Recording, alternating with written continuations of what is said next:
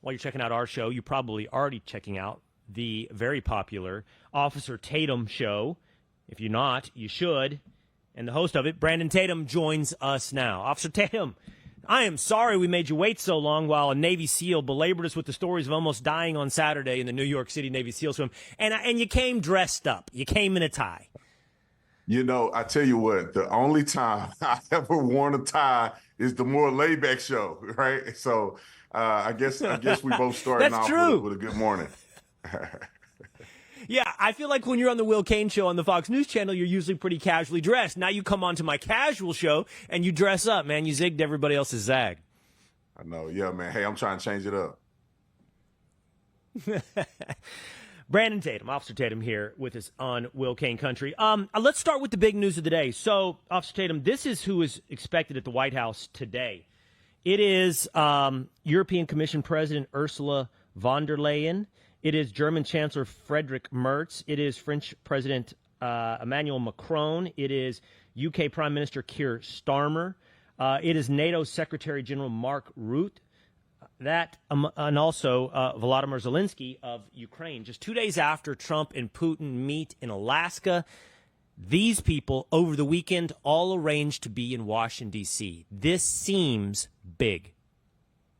Yeah, I think it's tremendous. You know, the big factor here that I think is incredibly important for people to recognize is that Donald Trump is making moves, man. I mean, he's able to meet with Vladimir Putin. He's able to meet with other leaders that can essentially maybe get this thing to a ceasefire situation where lives are not being lost anymore. I mean, there's so much death and destruction that's going on in this war. And it would be reasonable for a leader like Donald Trump or a leader in America, which we are the greatest country on planet Earth. We have the most power and influence. You know, these other presidents couldn't think of doing something that Trump has done. So the fact that he's meeting with both sides, hopefully we can get to a resolution, and he should win the Nobel Peace Prize. There's no doubt in my mind. And the left, when he does negotiate a peace deal here, a ceasefire, the left is going to hate him for it anyway. But the people who have a rational mind and common sense know that this is an incredible feat that Donald Trump has been able to accomplish. And I'm going to speak it into advance because I think he's going to do something great here. And hopefully it works out for us too. It really is fascinating. Not to always focus on the left, but I was busy over the weekend, so I was only halfway tuning into the fallout from Putin, Trump in Alaska. But I did see this narrative start to form, like, what a failure for Donald Trump. And I think it started with this reporter, Antonia Hilton Levitt, who described Caroline Levitt, White House press secretary, as follows coming out of that meeting. Watch.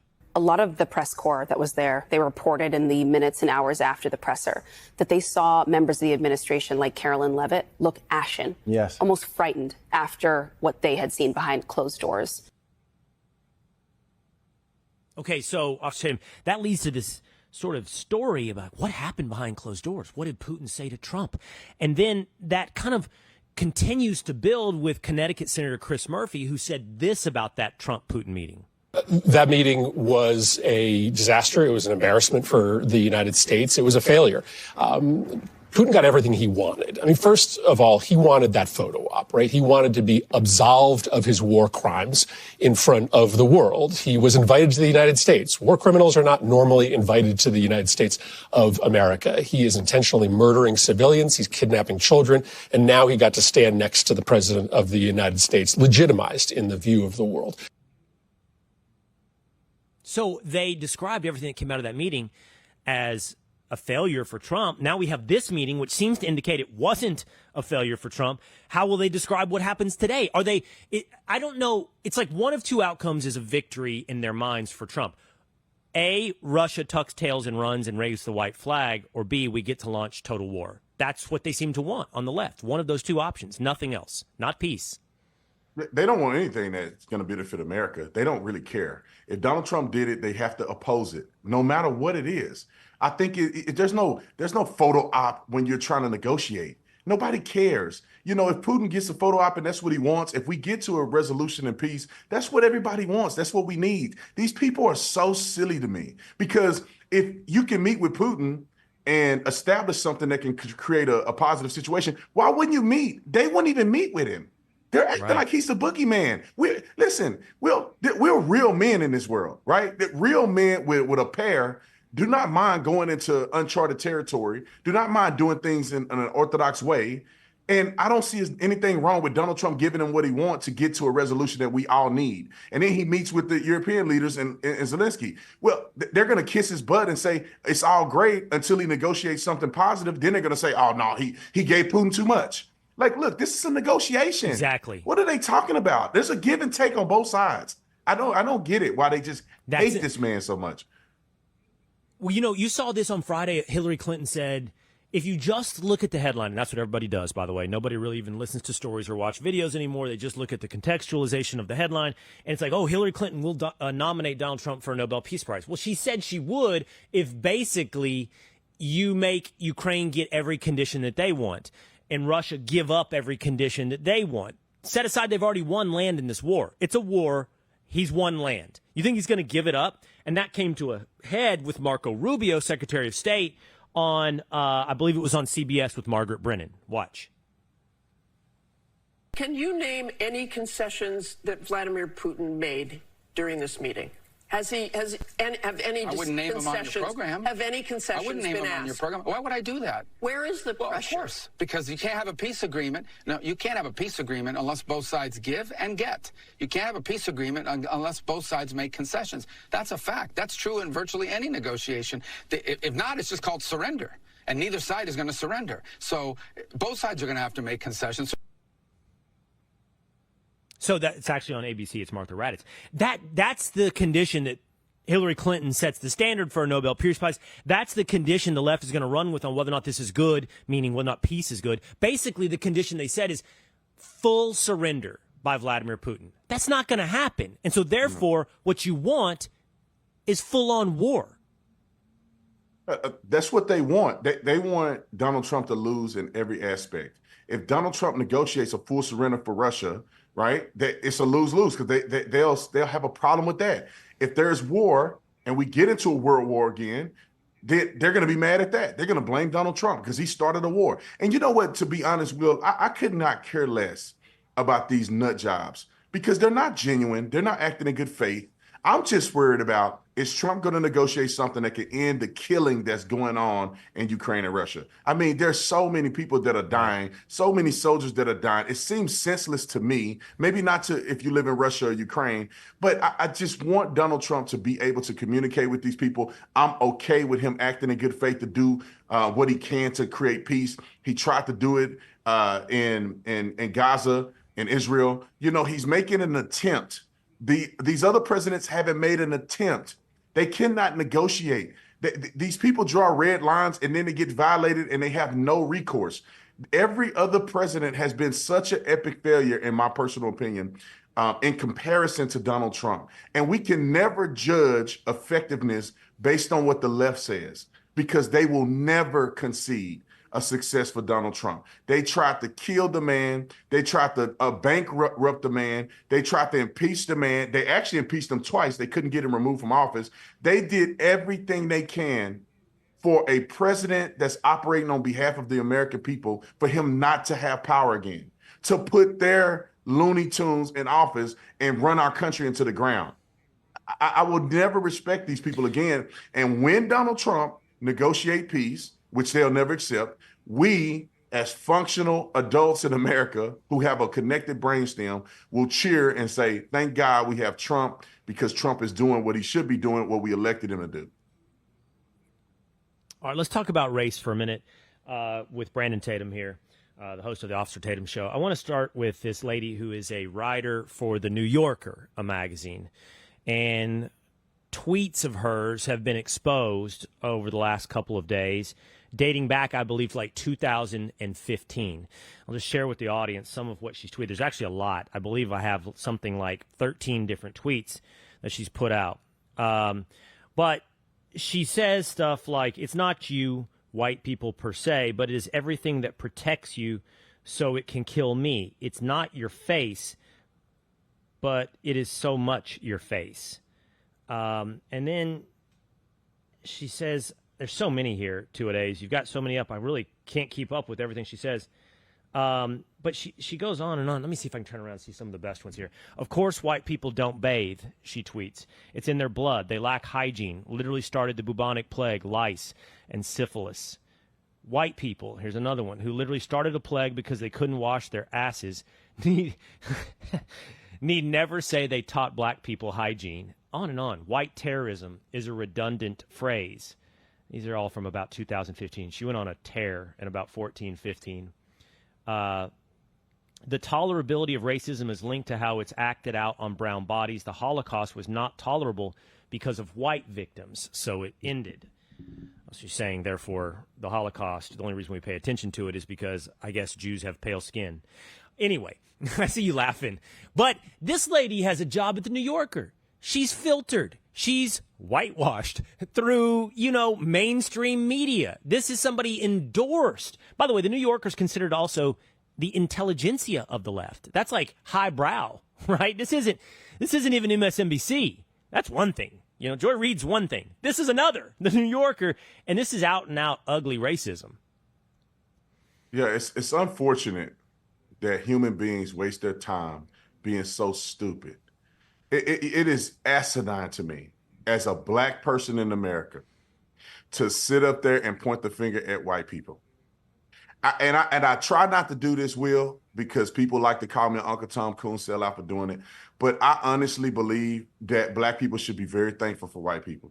Not one of these knuckleheads would ever go live in an all-black country. They will not. If it's the white man so bad, go live around nothing but black people. They will not. They don't even want to live in black neighborhoods in America.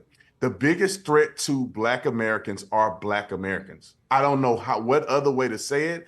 I don't know what these people are thinking. I have never in my life been in a white neighborhood and felt like, oh my God.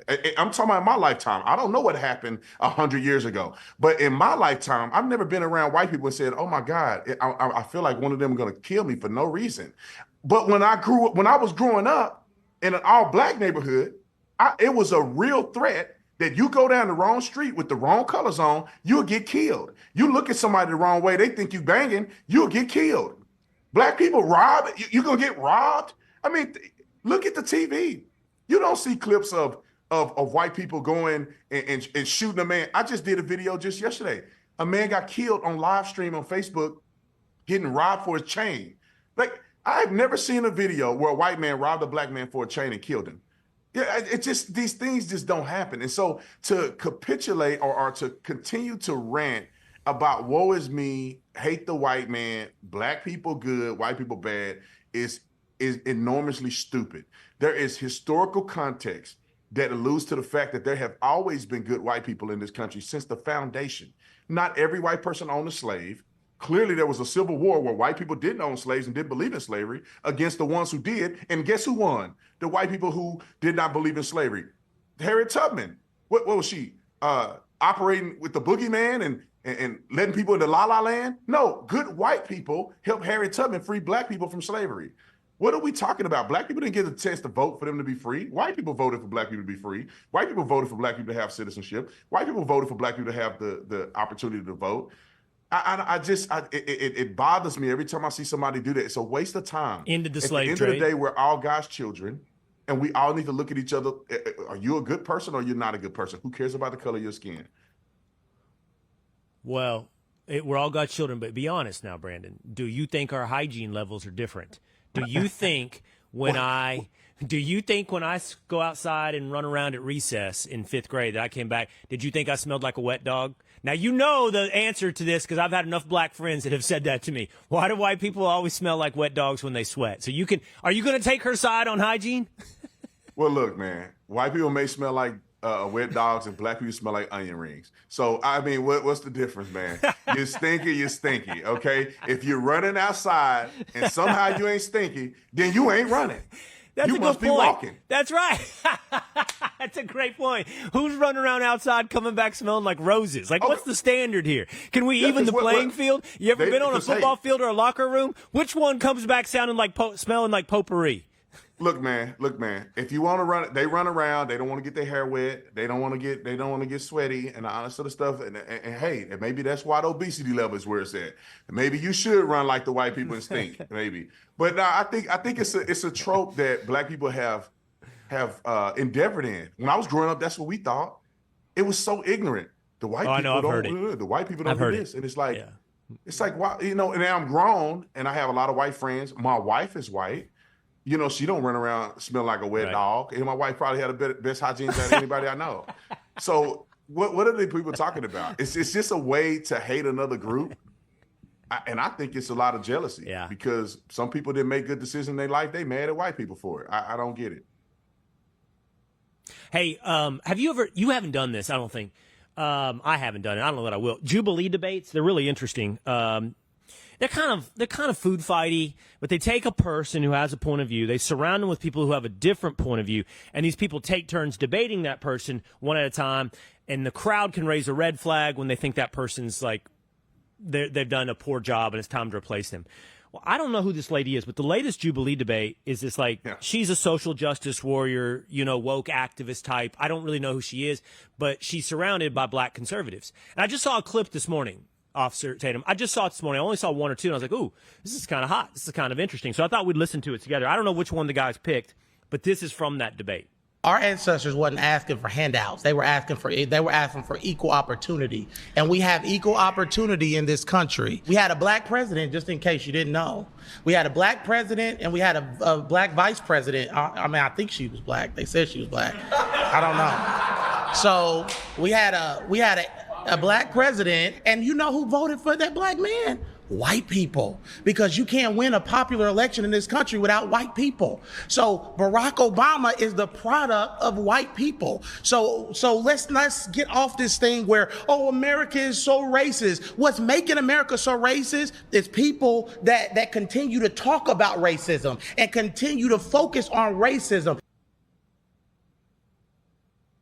All right, so so Jubilee Media produces it. It's called Surrounded, and that was a black conservative dude cooking. I never heard from her.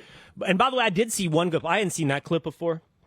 I saw an even younger guy going at her, and it was some back and forth. And honestly, man, she just does the side of the argument that she represents. It's so stylistic. Like, it's not logical. It's like performative. She puts her head in her hands and she says like these what do you call it, like in logic? It's like it's statements that stand on their own, meaning they don't have support underneath. And this kid's rattling off stats and evidence and boom, boom, boom, and he's hitting her and she's performing and thinking she's doing really well. I don't know. I just found it fascinating, and I thought, it would be curious to see you in that situation, but you be the one surrounded by 20 people that disagree with you. Yeah, those things are very interesting. Sound bites and clips do the best. Watching that thing for a whole hour probably give you a headache. And yeah, I thought they were going to start a culinary art school the way they were in there cooking, because she was just getting ate up by everybody. I mean, there wasn't a person that sat down that didn't eat her alive, because the points that these leftist people make are just insufferable. They make no sense. And I think the word you were looking for is anecdotal. Like she'll come up with an anecdotal situation to justify an entire point with no statistical data points, with no historical context. And that's the way people think. And let me tell you this, she is the epitome of an immature mind. When I was 14, I thought like her. But when you become an adult, you should be able to think outside of the box and use critical thinking, context clues, and use some level of research to get to a base point of what you believe. White people are not killing black people in America. I've never seen a Klansman a day in my life. If that was a problem in the past, it is no longer an issue today. There is no longer excuses for us not to be successful. If you work hard and you live the American dream, meaning doing things right, you put God first, you will do well in America. And many black people do well. Most black people are in the middle class. people like her don't recognize that, but most black people in the middle class, it's only a small few black people that are nutty, that's out here thugging and gangbanging and sagging their pants and not taking care of their kids. You know, to me, that's just a small minority of the overarching view of what black people are. Now, I think that black people politically are the silliest people on planet Earth because they vote for one party, which gives them zero leverage. But in the context of reality, and to be honest, most black people are conservative. They just have been brainwashed, and they have been lured into the fact that the Democrats are the party for them. And this lady is no different. And it's funny because her audience is on there saying, girl, you cooked. Girl, you killed it on here. In reality, oh, really? I haven't seen there's that. nobody. There's nobody except Helen Keller, I guess. But nobody will be able to watch that, listen to that, and think that she did a good job. These black men, I wish the narrative of the black men that you see on here was the prevailing narrative in the country. I think that young black men from inner cities and middle class will become as prosperous as we've seen any black people that are in a prominent position. But we're brainwashed to think that we're second-class citizens when we're not. We're brainwashed to think that we don't have opportunities that's right in front of us. We're brainwashed to think the white man hates us when the white man is probably our biggest ally. All of the people that have mentored me in my life, that have helped me become successful in business, they're all been white guys. And they don't look at me as the color of my skin. They look at me because I'm a decent human being, and they want to grow and be successful with me. So I hate that black people have fallen for the okie doke.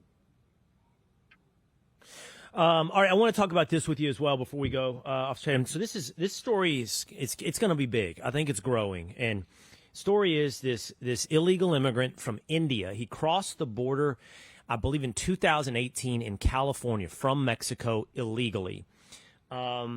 First Trump administration brought in, got away.